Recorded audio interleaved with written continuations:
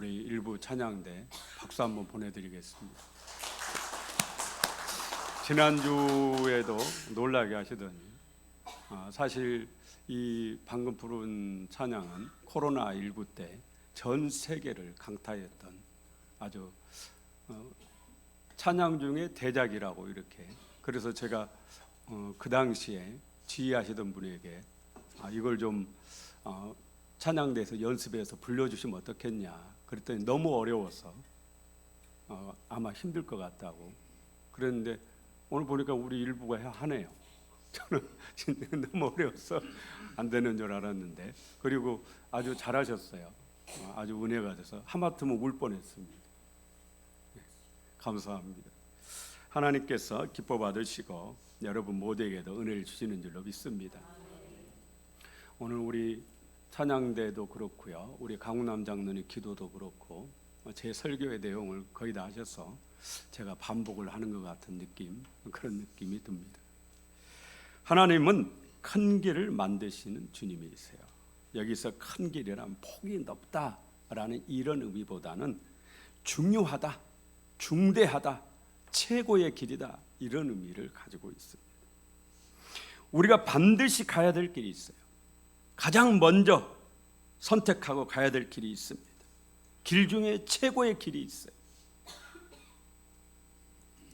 바로 지성소로 가는 길입니다. 지성소에 누가 계시죠?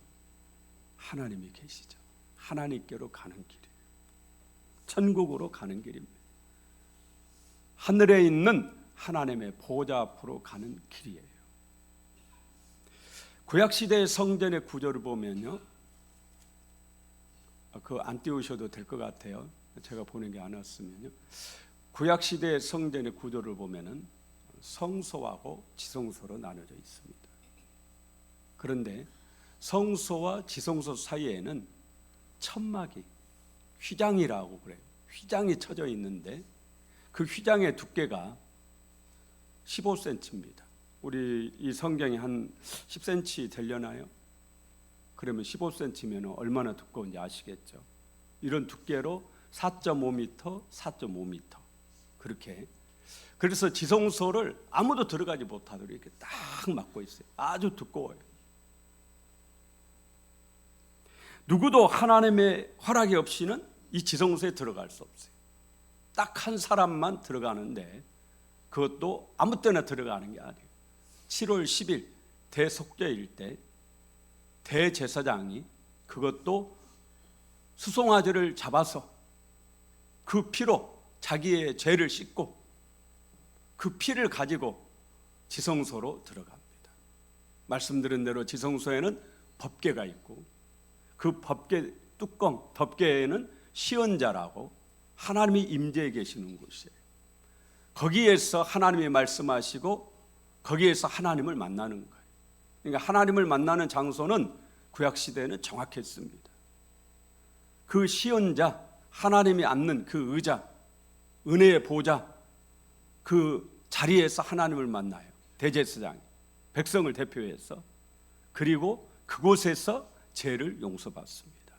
그래서 이 시언자를 속죄소라고 그렇게 부르기도 합니다. 죄를 용서받는 곳, 그래서 그렇게 부르기도 해요. 하나님을 만나려면 지성소로 들어가야 돼요. 그런데 두꺼운 휘장이 가로막고 있는 거예요.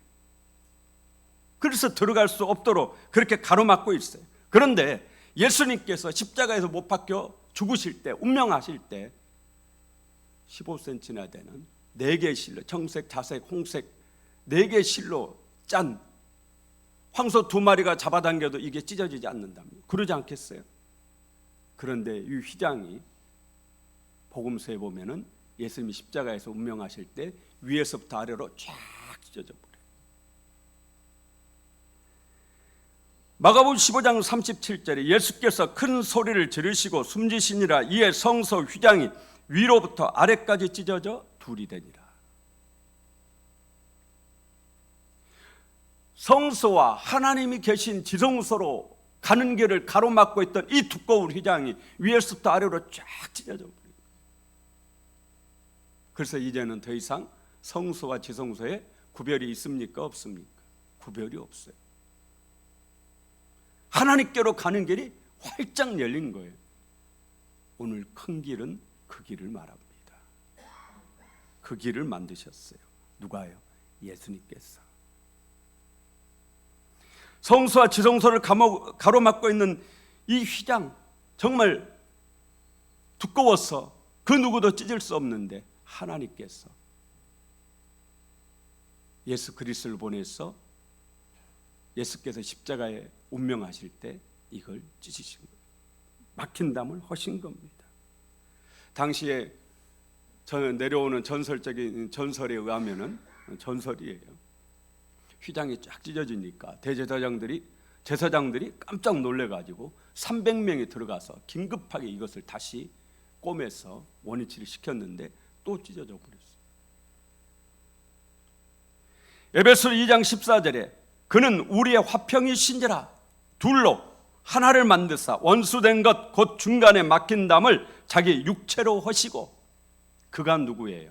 예수님이죠. 예수는 우리의 화평이신지라 둘로 하나를 만드사 원수된 것, 하나님과 우리가 원수되어서 가로막혀 있었잖아요. 그런데 예수님이 자기 육체로 이것을 허셨다, 그렇게 말씀해요. 오늘 히브리서 10장 20절 함께 읽어보겠습니다. 20절, 그 길은 우리를 위하여 휘장 가운데로 열어놓으신 새로운 살 길이요 휘장은 곧 육체니라. 휘장은 곧 그의 육체니라. 누구의 육체예요? 예수님의 육체. 휘장은 예수님의 육체예요. 그래서 예수님의 육체가 십자가에 못 박혀서 운명하실 때 이 휘장이 찢어진 겁니다. 그렇게 예수님이 새로운 길, 산 길을 내셨어요. 이전에는 휘장 기퉁이를 들추고 대제사장이 목숨을 걸고 그 안으로 들어가야 했어요, 혼자. 그런데 이제는 누구든지 언제든지 갈 수 있는 길이 된 겁니다. 지성소로 가는 길, 하늘 보좌로 가는 길이, 새로운 길이 난 거예요. 새로운 산 길이. 19절에 그러므로 형제들아 우리가 예수의 피를 힘입어 성소에 들어갈 담력을 얻었나니. 많이 들으셨겠지만 구약시대 대제사장이 1년에 한 번 7월 10일 날, 7월 1일이 나팔절이에요. 계속 나팔을 부는 거예요. 왜냐? 7월 10일을 준비하는 겁니다. 그만큼 7월 10일이 중요한 날이에요. 죄를 회개하라고. 하나님 앞에 대제사장이 들어가는 날이 이제 열흘 남았으니까 이스라엘 온 백성들이 죄를 회개하라. 왜냐하면 그 지성소 안에 들어가면은 죄를 가지고 들어가면 죽으니까. 그러니 대제사장이 얼마나 두려워서 벌벌 떨었겠어요. 그것을 들어갈 때 실제적으로 발에다가 방울을 달고 그리고 실로 쭉 길게 늘어 빼가지고 들어갔다고 그러죠. 그래서 그 안에 지성소 안에서 딸랑딸랑딸랑 소리가 나면 살아있는 거예요. 그런데 한동안 기다렸는데 소리가 안 난다. 그러면 죽은 거예요. 그런데 시체를 들어가서 못 꺼내잖아요. 들어가면 죽으니까. 그래서 줄로 이렇게 끌어당기기 위해서 줄을 달고 들어갔다라는 얘기도 있어요. 그렇게 두려웠어요. 그런데 지금은 성전에 들어와 있지만 오늘 여러분들이 아무도 지금 두려워 벌벌 떠는 분이 없죠. 그러잖아요. 여러분 중에 혹시 예배당 들어오면서 벌벌벌 떨고 오늘 내가 죽을지 모른다 이런 생각 가지고 오신 분 한 분도 안 계시죠? 왜 그러느냐? 오늘 말씀하잖아요. 담력을 얻었다. 성소에 들어갈 담력을 얻었다. 누구의 피로요? 예수의 피를 힘입어서 성소에 들어갈 담력을 얻었다. 여기서 담력이라는 단어가 헬라어로 파르레시안이라는 단어예요. 그런데 이 담력이라는 단어의 의미, 원래 의미는 뭐냐? 말을 할 수 있는 자유, 그런 의미를. 로마 시대에 로마 시민권을 가진 사람들은 어디서든지 공공장소, 공공집회 어디서든지 말을 할 수 있는 자유가 있었다고 그래요. 로마 시민권을 가지고 있지 않은 사람은 말을 할 수 있는 자유가 없잖아요. 그런데 어디서든지 말을 할 수 있는 자유. 어제 신문에 보니까 트럼프와 젤렌스키 우크라이나 대통령이 정상회담을 하는데 우크라이나 대통령이 막 말을 하려고 하니까 트럼프가 조용히 하라고. 당신은 고마워할 줄 모른다고. 한 나라 대통령에게 힘없는 약소국가의 서름, 거기서 또 보게 돼요. 그런데 이 담력이 뭐냐? 말을 할 수 있는 자유. 공공집회, 공공장소 어디에서든지 황제 앞에서도 말을 할 수 있는 자유를 로마 시민권자는 가지고 있어요. 그게 뭐냐? 담력. 오늘 성경이 말하는 담력이에요. 하나님 앞에서는 미국 대통령 트럼프든 그 누구든 두려워서 벌벌벌 떨 겁니다. 아니, 하나님 앞에 가는 것조차도 두려워서 벌벌벌 떨 거예요. 그러나 여러분에게는 담력이 있어요. 하나님 앞에 가실 때 두려워하실 필요가 없다. 하나님 앞에 말할 때 두려워할 필요가 없어요. 그리고 실제적으로 여러분은 지금 그러고 있습니다. 오늘 이 성전에 들어올 때, 하나님 앞에 올 때 여러분 중에 아무도 두려워하지 않잖아요. 아무도 두려워 떨지 않아요. 하나님 앞에 기도할 때 여러분 마음대로 기도하고 계시죠? 할 말 안 할 말 다 하시죠? 그렇지 않아요. 누가 이 모든 은혜를 주셨어요? 구약시대에는 성전 안에는 제사장만 들어왔습니다. 그런데 여러분들이 들어와 계시잖아요. 아무 두려움 없이. 예수님 덕이에요. 목사가 성직자입니까? 아닙니까? 어느 목사님이 당신 스스로 그래 놨더라. 목사는 성직자가 아니다고. 그럼 목사가 성직자가 아니면 누가 성직자예요? 목사는 성직자가 맞습니다. 그러면 목사만 성직자입니까? 여러분도 성직자예요. 그게 우리 종교교육의 기본 전제입니다. 목사가 제사장입니까? 아닙니까? 이것도 어떤 목사님이 그래요. 목사는 제사장이 아니라고. 목사는 제사장이 맞습니다. 그러면 목사만 제사장입니까? 여러분도 제사장. 무슨 제사장이에요? 왕 같은 제사장이에요. 분명하게 성경 말씀하고 있어요. 베드로전서 2장 9절에 그러나 너희는 택하신 족속이요 왕 같은 제사장들이요 거룩한 나라요 그의 소유된 백성이니. 한번 따라합시다. 나는 왕 같은 제사장입니다. 이렇게 얘기를 했는데도 제사장이 아니라고 그래요. 성경이 제사장이라는데 엄청난 겁니다. 이건. 여러분은 하나님 앞에 담대히 나아갈 담력을 얻었어요. 누구의 피로요? 예수의 피로. 하나님 앞에 무슨 일이든 말을 할 수 있는 자유를 가지고 있어요. 누구의 피로요? 예수의 피로. 누구나 이걸 가지고 있었던 게 아니에요. 기도는 우리에게 주신 최고의 특권이에요. 그러므로 이 특권을 잘 활용하시기를 예수 이름으로 축원합니다. 누구나 하나님 앞에 가서 말할 수 있는 자유를 가지고 있는 게 아니에요. 그렇잖아요.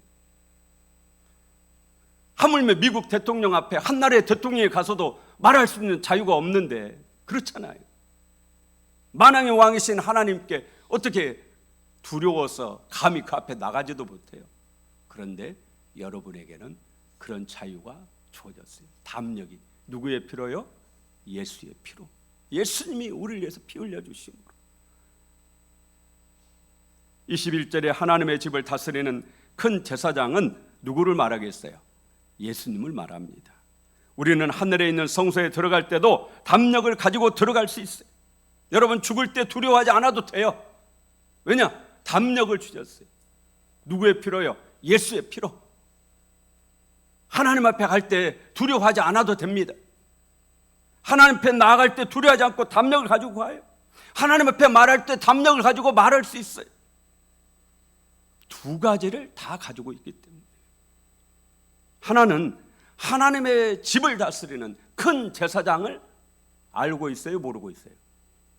아는 사이에 모르는 사이에요? 아는 사이. 누구예요?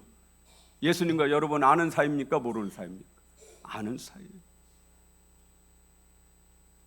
여러분이 하늘의 성소 천국에 딱 가셨는데 거기에 예수님이 계신단 말이에요. 예수님과 아는 사이예요, 모르는 사이예요?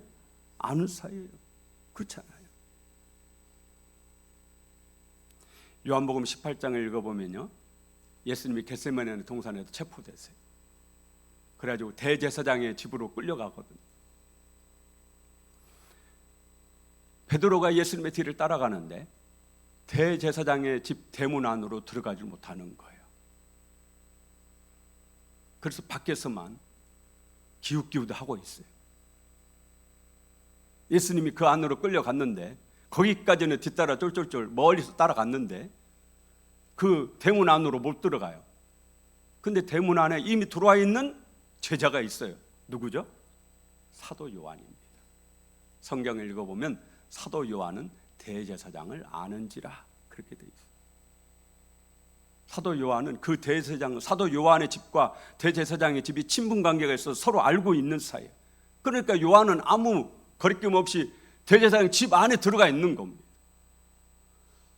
안에서 밖을 보니까 베드로가 기웃기웃하고 있거든요. 못 들어오고.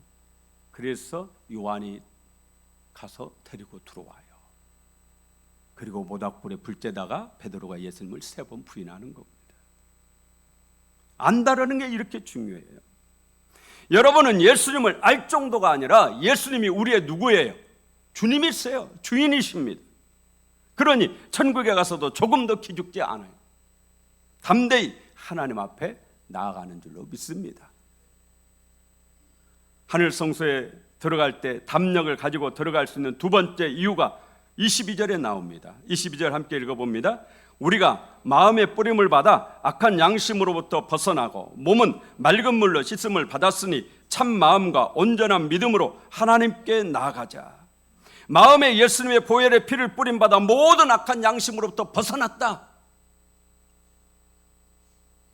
예수 믿는데도 죄를 짓는 제 모습을 보고 엄청 많이 실망하고 엄청 많이 자책하고 엄청 많이 힘들어했습니다. 아마 여러분 중에도 신실하게 믿음 생활을 하려고 하는 분들은 세상에 내가 이런 놈인가? 내가 이렇게도 부족한가? 내가 이 정도밖에 안 되는가? 자신의 한계를 느끼면서 아마 저처럼 괴로워하시는 분도 계실 겁니다. 그런데 여러분들이 아셔야 될 게 있어요. 꽃을 꺾으면 꽃이 바로 죽습니까? 안 죽습니까? 안 죽죠. 그러나 죽어야 안 죽어요? 죽은 거예요? 안 죽은 거예요? 죽은 거죠. 그러지만 겉보기에는 안 죽어요. 하지만 조금 시간이 지나면 죽습니다. 예수님이 우리의 죄의 문제를 해결해요. 우리의 마음에, 우리의 양심에 예수의 피가 깨끗하게 씻어주셨어요. 말하자면 죄의 싹을 자른 겁니다. 죄의 뿌리를 잘라냈어요. 지금 여러분들이 순간순간 죄에 빠지고 죄의 유혹에 넘어지는 것은 꽃을 꺾었는데 그 꽃이 살아있는 것과 같습니다.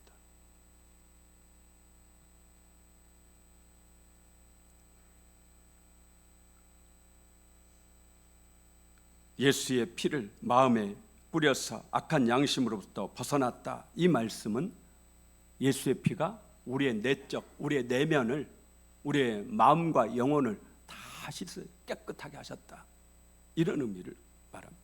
몸은 맑은 물로 씻음을 받았으니 세례를 말합니다. 그러니까 예수 믿는 사람은 육체와 영혼을 깨끗하게 다 씻김을 받은 사람이에요.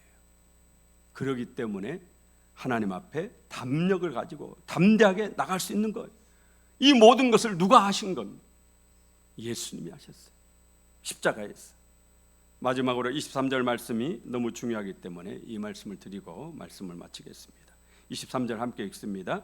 또 약속하신 이는 미쁘시니 우리가 믿는 도리의 소망을 움직이지 말며 굳게 잡고, 약속하신 이는 예수님을 말하죠.